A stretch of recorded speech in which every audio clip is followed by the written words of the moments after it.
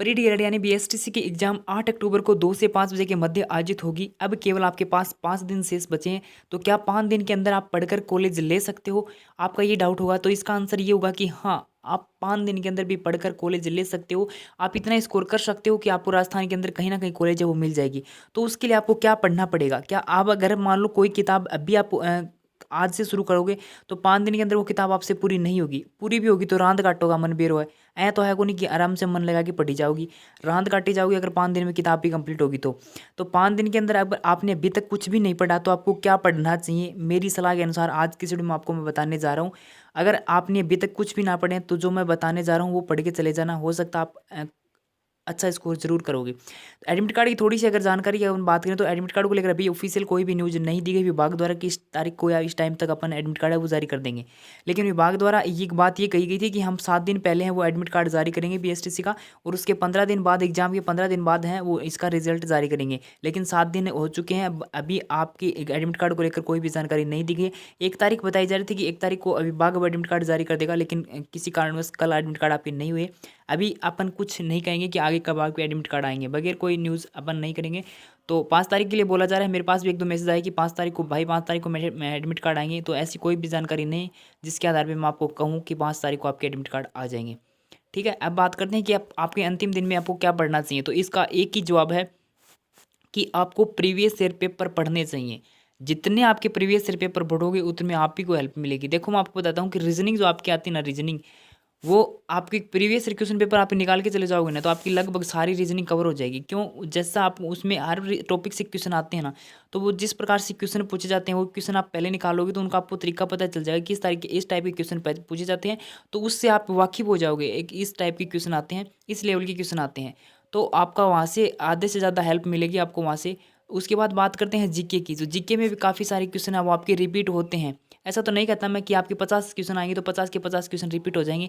लेकिन एक बात आपको मैं बताता हूँ कि आपको मान लो कि एक पेपर 2021 से पेपर से आ गया, एक पेपर 2020 से बीएसटीसी से आ गया, 2019 के से आगे, 3 2018 के से आगे। अगर इस प्रकार से भी अगर आप करोगे ना तो आपके लगभग क्वेश्चन है वो आपकी कवर हो जाएंगे। ठीक है, और एक बात मैं आपको भी बता देता हूँ कि करंट का जो आप ना जो दो या 3 क्वेश्चन आपको जरूर से जरूर देखने को मिलेंगे। 2 क्वेश्चन तो आप कम से कम मान के चलो जो कि वर्तमान में आपसे पूछ ली जाएगा, अध्यक्ष वगैरह जो भी राजस्थान में कौन क्या है ये आप पढ़ के जाएं। तो 2 क्वेश्चन तो आप कम से कम मान के चलो करंट के।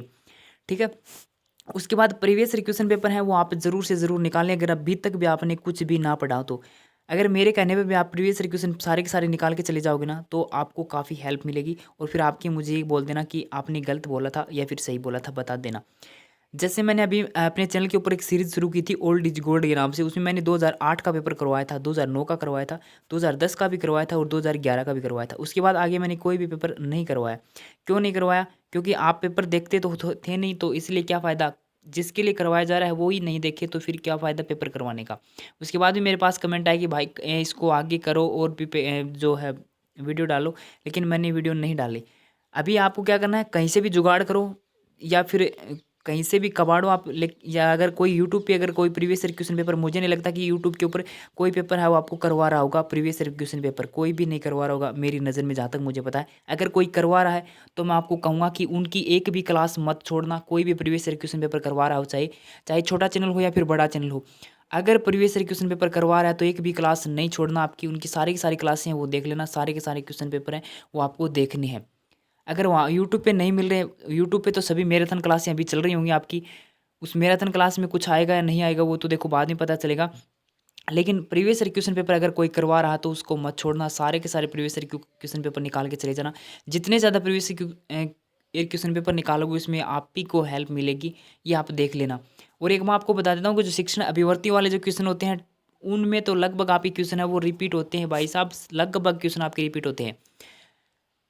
तो ये वो जो पार्ट है उसकी तो सभी क्लास से आप जरूर से जरूर देख के चले जाना। वो 50 नंबर का आपका पार्ट आएगा, वैसे ही उसमें आप गलत कर देते हो तो भी उसके आपको नंबर मिल जाते हैं। तो ये 150 नंबर तो आप इसको तो कम से कम 150 में से 130-40 नंबर तो आप इनको तो पक्का करो। उसके बाद रीजनिंग आप निकालोगे तो उसमें आपको हेल्प मिल जाएगी, जीके निकालोगे उसमें हेल्प मिल जाएगी और लैंग्वेज में मिल जाएगी फिर आपको। तो आप अच्छा स्कोर है, मैं आपको कहता हूँ कि 300 से नीचे तो आप नहीं रहोगे, 300 से ऊपर ही आप जाओगे। अगर ढंग से आपने पेपर निकाली तो आप 350 तो आराम से कर दोगे। तो अंतिम 5 दिन की आपकी यही रणनीति है। आप चाहो तो पेपर निकाल सकते हो, अगर नहीं चाहो तो वो आपकी इच्छा है। मैंने आपको बता दिया कि अगर आपको अंतिम 5 दिन की अगर अभी तक भी आपने कुछ नहीं पढ़ा, कुछ भी आपको याद भी नहीं, पढ़ लिया तो भी याद नहीं है, तो सारे पेपर निकाल के चले जाना, काफ़ी हेल्प मिलेगी। अगर आपको लग रहा है मैं बकवास कर रहा हूँ, तो एक बार प्रीवियस ईयर क्वेश्चन पेपर निकाल के चले जाना और 8 तारीख का जो पेपर आया आपको, वो पेपर देख लेना।